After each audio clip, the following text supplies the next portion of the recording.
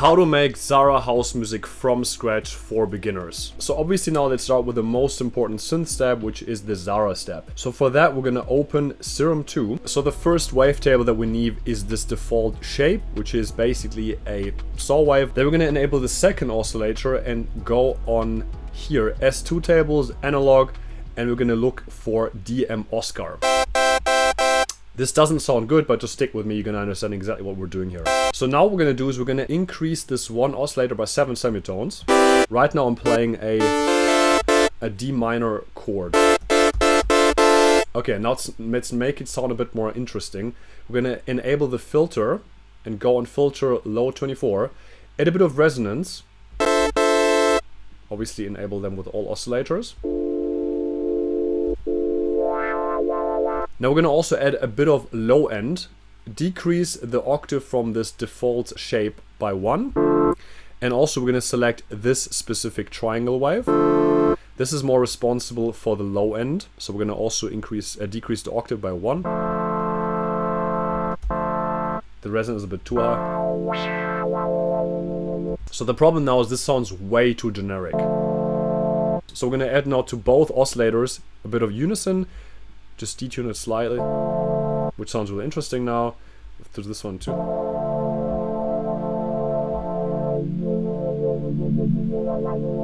Okay, this one already sounds really cool. So what we're gonna do is also we're gonna increase the semitones of this wavetable, of this oscillator by 7. So now we have this very interesting 7th chord. Stick with me, we're almost there. And now what we're gonna do is we're gonna play a little bit with the cutoff. This doesn't sound like a Zara step at all yet, but first we're going to add a few effects. So the first effect we definitely need is the distortion effect, and we're going to go on downsampling, press post, change this filter a little bit like this. The drive should be somewhere between 16 and 18%. This adds this very interesting layer on the Zara step. Don't make it too loud, obviously. Now for a bit more interesting stuff for the ears, we're gonna add some delay. We're gonna go on ping pong delay, and we're gonna decrease the timing to, let's say, 1 to 2. Now we're gonna also change the filter of this delay. So we just basically want the frequencies to go through, which are somewhere here, somewhere here. And we're gonna also add a bit of reverb to this kind of pad. So now what we're gonna do is we're gonna play a little bit with the cutoff. Everything we're gonna do now is we're gonna upload this to channel 26 on my house music production template. On channel 26 we're gonna upload Edison, because right now we're gonna record this this simple chord that I'm playing. It's basically a D minor chord, and now we're gonna basically sample it live in FL Studio. Just press record here, go back to Serum, and we're gonna play with this while we're playing with this, something like this. So everything we're playing the note, we're gonna increase the filter. So now we're creating different versions of the Zara step. You're gonna see very quickly. So now we recorded a few Zara steps here. Everything we're gonna do is we're gonna put it now into the playlist, and in the playlist we're going to decrease the length and find the right sample. It's gonna be really interesting for you. Look out this one. I'm gonna normalize it. So now we just want this one. So now we're gonna be able to play this kind of one shot that we created here with Edison over the keyboard.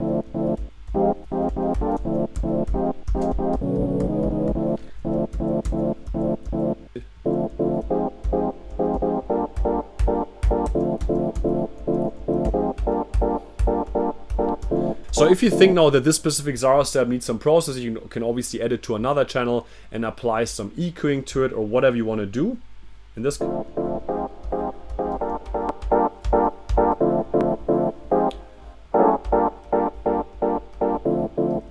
but it needs to sound a bit dark. So now, because we played with this kind of filter a few times and with this like low pass filter in Serum, now we can use, for example, this Zara step or a different one So if you want to now make different Zara steps, everything you have to really do is to change the wavetables and change the oscillators. Maybe use a different part of the wave. I'm not recommending a sine wave, but you can try different sort of shapes. This maybe sounds also a bit too different, but it needs to be a saw and a tooth wave. A square wave doesn't really work.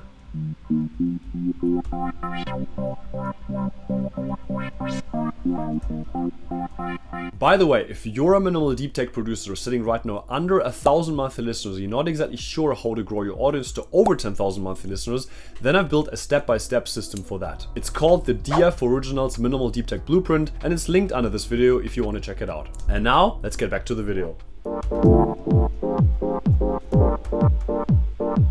So hopefully you understand now exactly how to create the Zara step from scratch. So for the sake of this video, I want to use a sample that I've been creating myself, which is this one, which is also included in my sample pack.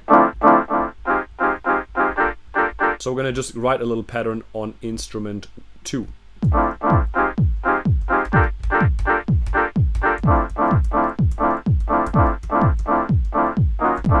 So we're gonna quantize this now.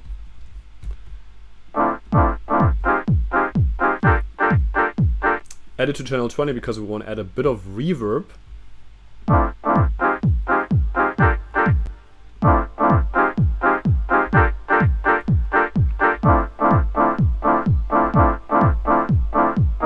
Cool, now we're gonna also go and create a little bassline sound from scratch. So we'll open up another Serum and we're gonna put it on the house music production template straight away to channel 3 because that's where I process my bass lines with LFO tools and sidechain compression. In this case, we're gonna go on the analog shapes and go on basic shapes. We're gonna look for specific shapes. I like this one as well.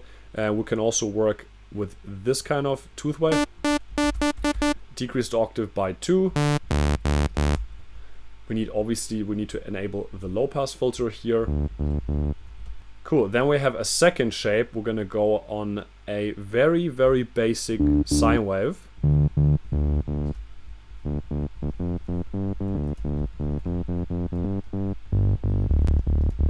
This already sounds really dirty, I like this.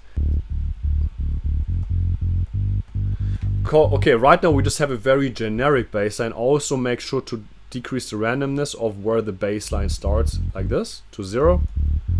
Now we want to create a Zara, like basically a minimal detect pluck. So we're gonna do a shape like this, and we're gonna then take the envelope, drag it towards the cutoff of the low pass filter.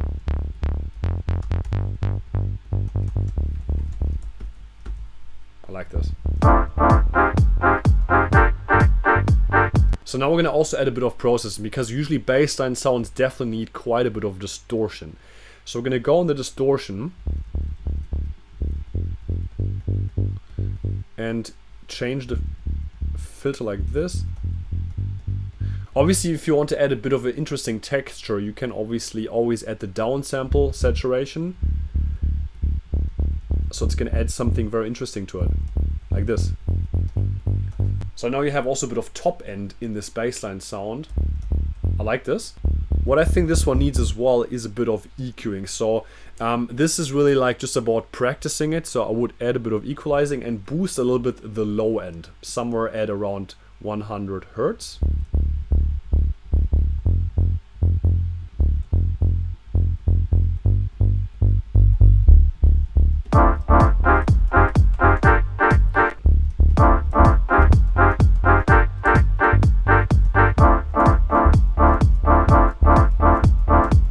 So now let's write a little bassline pattern here.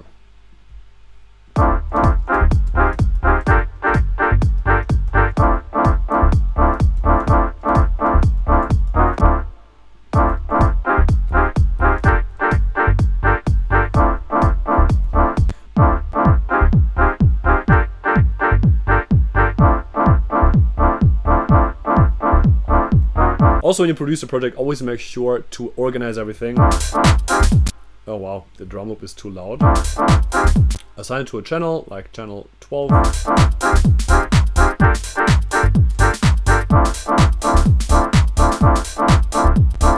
First of all, we're gonna obviously duplicate this whole thing and make it sense.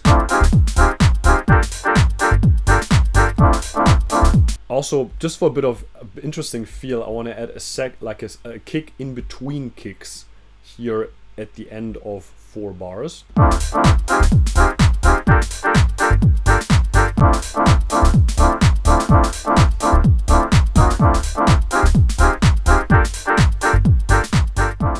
I like this vocal I like this one here. It feels like the part of me I've always been searching for.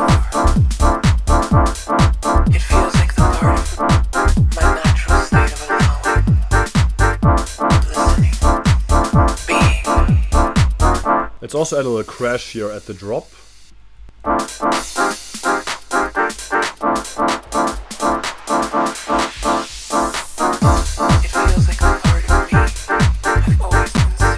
What's really typical also before a drop is that you take away the drums a little bit, but this is now arrangement masterclass in a way.